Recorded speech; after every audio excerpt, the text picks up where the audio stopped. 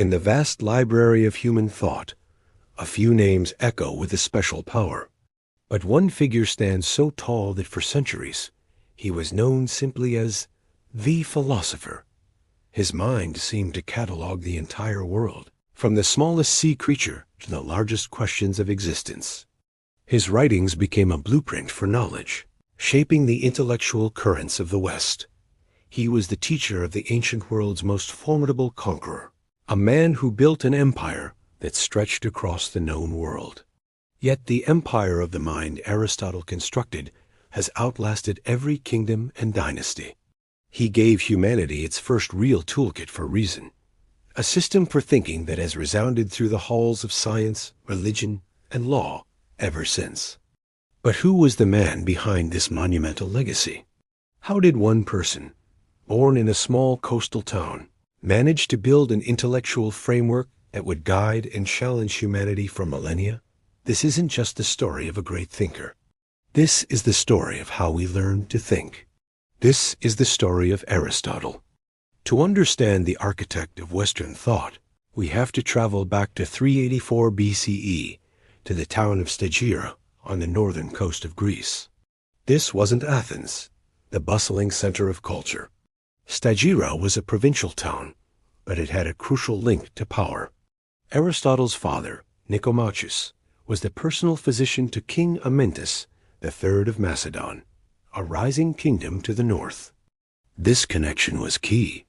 First, it put the young Aristotle in the orbit of royalty from his earliest days. Second, it grounded him in a family tradition of medicine. While his future teacher, Plato, would look to the abstract world of mathematics for inspiration, Aristotle's mind was shaped by the tangible, observable world of biology and anatomy. His father's profession valued empirical observation and detailed examination, a method that would become the hallmark of Aristotle's entire philosophy. But tragedy struck early. When he was just a boy, both of Aristotle's parents died, leaving him in the care of a guardian. While this loss undoubtedly shaped him, his education continued, covering Greek, poetry, and rhetoric. This blend of scientific observation and literary skill would later allow him to articulate his world-changing ideas with stunning clarity. The Roman statesman Cicero would one day marvel that if Plato's prose was silver, Aristotle's was a flowing river of gold. At 17, his life took a pivotal turn. He was sent to Athens, the intellectual capital of the world, to enroll in the most prestigious school in existence, Plato's Academy. For the next 20 years, Aristotle would live, study, and teach within its walls. The Academy wasn't just a school. It was a vibrant community of thinkers grappling with the biggest questions of reality, knowledge, and ethics. At its head was Plato, the giant of Greek philosophy, who argued that the physical world we see is just a shadow of a higher, perfect realm of forms. Aristotle was, by all accounts, Plato's most brilliant student.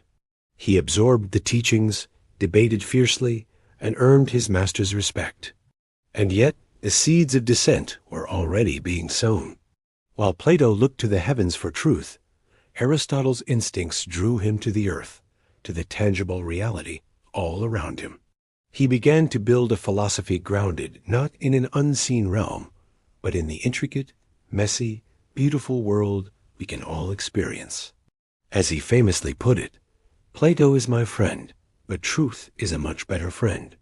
When Plato died in 347 BCE, leadership of the Academy didn't pass to Aristotle. Instead, it went to Plato's nephew. Whether this was a personal slight or due to rising anti-Macedonian sentiment in Athens is unclear. What is clear is that it was the end of a chapter. Aristotle, now 37, left Athens. He traveled to Assos, on the coast of Asia Minor, where he advised the local ruler, married his wife Pythias, and dove headfirst into the study of marine biology. It was here, in the coastal lagoons, that he conducted pioneering research, dissecting and documenting the life teeming in the sea. This wasn't a detour. It was philosophy in action. His reputation hadn't gone unnoticed. Around 343 BCE, he received a summons that would once again change his life. King Philip II of Macedon invited him back to be the royal tutor to his 13-year-old son. That son was Alexander, the boy who would become Alexander the Great. For the next few years, Aristotle was tasked with shaping the mind of the future conqueror, teaching him rhetoric, politics, and philosophy. While Alexander would go on to carve out an empire with his sword, Aristotle gave him the intellectual tools to understand the world he would rule. When Alexander ascended the throne, Aristotle's work was done. In 335 BCE, now 50 years old, he returned to Athens. But he didn't go back to Plato's academy. Instead, he founded his own school in a public gymnasium outside the city walls, known as the Lyceum. The Lyceum was a revolution. It was more than a school. It was a pioneering research center. At its heart was one of the first great libraries, a vast collection of manuscripts, maps, and natural specimens. Aristotle and his students would often hold discussions while walking along the covered colonnades, or peripatoi, which gave his followers the name, the Peripatetics, the walkers. For 12 years, the Lyceum flourished as Aristotle produced the bulk of his surviving works. But this golden age was tied to the fortunes of his former pupil. In 323 BCE, news came that Alexander the Great had died. With the conqueror gone, anti-Macedonian sentiment in Athens boiled over. A charge of impiety was brought against Aristotle, the same charge that had condemned Socrates a century earlier. Unwilling to let Athens sin twice against philosophy, Aristotle fled the city for the last time. He died only a year later, in 322 BCE, leaving behind a body of work so vast its full impact was only just beginning to be felt. This intricate life, moving between philosophy, science, and political power, set the stage for an intellectual explosion. If you're finding this journey fascinating, make sure to subscribe and hit the notification bell so you don't miss our next explorations. Now let's get into the first, and perhaps most crucial, of his contributions, the invention of logic itself. Before Aristotle, philosophy was a vibrant but unruly landscape. Thinkers like Socrates and Plato asked profound questions, but the process of argumentation of getting from one idea to the next reliably was largely intuitive. There was no universal rulebook for reason. Aristotle changed that forever. He didn't just contribute to logic. He essentially invented it as a formal discipline. He created the world's first systematic method for thinking, a toolkit so powerful it would remain the foundation of Western logic for over 2,000 years. His followers later gathered his works on logic into a single volume they called the Organon, which is Greek for instrument or tool. The name is perfect. Aristotle saw logic not as a subject in itself, but as the essential tool every other science needed to function correctly. It was the master key that could unlock reasoned conclusions in any field. It all starts with his categories, where he examines the very building blocks of language. He identified 10 fundamental ways we can describe something: what it is, how much, what it's like, and so on. This wasn't just grammar.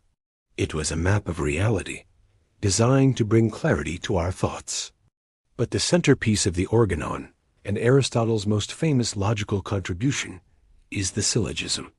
A syllogism is a deductive argument where a conclusion is inferred from 2 premises. Aristotle's genius was realizing that the validity of an argument depends not on what it's about, but on its structure. The classic example says it all. Premise 1. All men are mortal. Premise 2. Socrates is a man. Conclusion. Therefore, Socrates is mortal.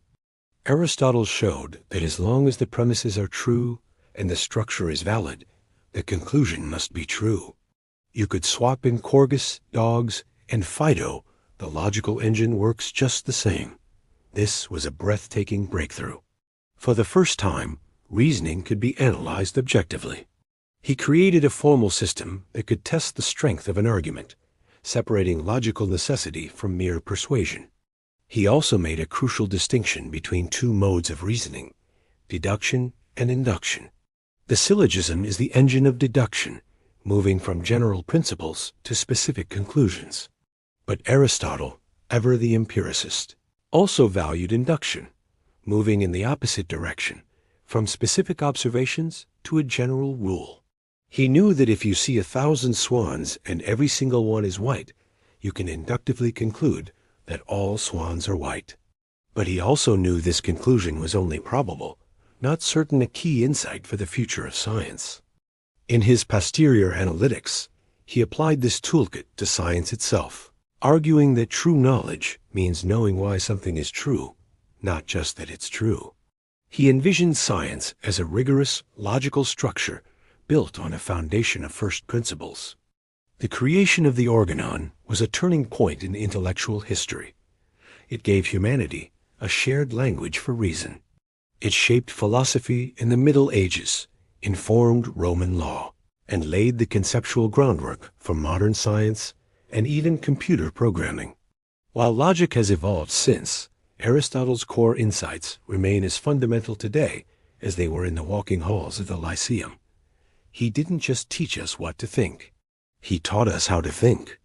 Having forged the tools of reason, Aristotle turned them toward one of the most fundamental questions of all. How should we live? For Aristotle, this wasn't an abstract puzzle. It was the most practical question there is. His answer, laid out in his masterpiece, The Nicomachean Ethics, is one of the most influential systems of moral philosophy ever created. At the heart of his ethics is a single concept, eudaimonia. This Greek word is often translated as happiness, but that's a bit misleading. For us, happiness is often a fleeting feeling. For Aristotle, eudaimonia was far deeper. It's better translated as human flourishing or living well. It's not a temporary state, but the ultimate goal, or telos, of a complete human life being the best version of yourself that you can be. So, how do you get there? Aristotle's answer is characteristically down to earth. You don't get eudaimonia from the gods or from pure luck. You achieve it through activity specifically, activity in accordance with virtue. The key to a good life is building a virtuous character. Here, virtue, or arete, simply means excellence. The excellence of a knife is its sharpness. The excellence of a horse is its speed. The excellence of a human, Aristotle argued, is our unique capacity for reason. A virtuous life, therefore, is a life guided by reason. He divides virtues into two types: intellectual virtues, learned through teaching, and moral virtues like courage and temperance, which are acquired through habit. This is a revolutionary idea. We don't become good by simply reading about it. We become good by doing good things, over and over, until it becomes second nature. This is where Aristotle introduces his most famous ethical tool, the doctrine of the mean, or the golden mean. He argued that every moral virtue is a midpoint between two extremes, one of excess and one of deficiency. Take courage. It's the golden mean between the deficiency of cowardice and the excess of recklessness. The courageous person isn't fearless that would be foolish. The courageous person feels the right amount of fear, but acts correctly despite it. This model applies across the board.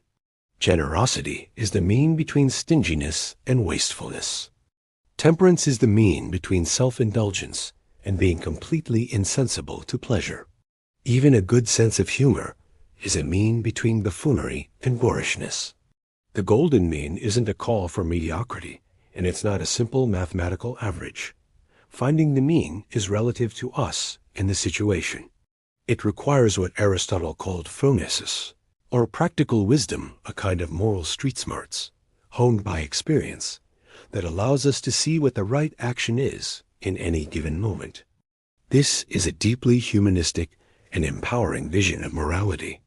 The goal isn't to blindly obey a set of rules, but to become a certain kind of person, someone whose character has been so well shaped by practice and reason that they reliably choose the right action, for the right reason. That person, Aristotle argues, is the one who will achieve true flourishing. Aristotle's ambition was encyclopedic, to understand and explain the entire world. He was, in essence, the ancient world's first great scientist, who saw the path to knowledge, not just through pure reason, but through rigorous, hands-on observation. His most lasting scientific contributions were in biology. During his time on the coasts of Asia Minor, Aristotle performed meticulous studies of animal life, dissecting and observing hundreds of species. His writings are filled with detailed anatomy and notes on animal behavior. For instance, he was the first to describe the complex stomach of ruminants. In a remarkable insight, he also observed that dolphins and whales are not fish. He noted they breathe air, give live birth to their young, and produce milk, characteristics we now associate with mammals. But he didn't just collect facts. He organized them. He created the first systematic classification of the animal kingdom, a project of stunning ambition he called the Scala Naturae, or ladder of nature. This ladder progressed from inanimate matter up through plants, then various levels of animals, and finally to human beings at the very top. While this system wasn't evolutionary, his method of grouping organisms by shared, observable traits laid the groundwork for the science of taxonomy, developed thousands of years later. To explain things, he proposed his famous four causes. The material cause. What is it made of? The bronze of a statue. The formal cause. What is its form or design? The sculptor's idea. The efficient cause. What brought it into being? The sculptor. The final cause or telos. What is its purpose? To be an object of beauty. This framework, especially the emphasis on purpose, guided all his research. The wing of a bird, for instance, could only be fully understood by recognizing its purpose: flight. He extended this desire for explanation to the entire cosmos. His physics presented a grand, unified picture of the universe, which, while ultimately proven wrong, would dominate Western science for nearly 2,000 years. He envisioned a cosmos of four elements: earth, water, air, and fire, each with its natural place. A rock falls because its nature is to return to the earth. Fire rises because its nature is to ascend. Above this earthly realm were the heavens. The sun, moon, and stars were made of a fifth perfect element called ether, and they moved in perfect circles around a stationary earth. This geocentric model was an elegant synthesis of observation and philosophy, and it became scientific dogma until Copernicus and Galileo. Finally, his inquiries pushed beyond the physical world into what he called first philosophy, or as we know it today, metaphysics. Here, Aristotle grappled with the most fundamental questions of existence. He argued that everything in the world is a combination of matter, its potential, and form, its actuality. An acorn has the potential to become an oak tree. The tree is the actuality of that potential. But what started all this change in motion? To avoid an infinite chain of cause and effect, he reasoned there must be a first cause, something that causes motion without itself being moved. He called this the unmoved mover, pure, perfect, unchanging thought. It doesn't physically push the universe. It moves it by being an object of aspiration, much as a goal can inspire us to act. This concept would later be profoundly influential for Jewish, Christian, and Islamic theologians. Though much of his specific science has been superseded, Aristotle's legacy as a scientist is secure. His insistence on empirical observation and his ambition to create a comprehensive explanation for all of reality established the very spirit of scientific inquiry.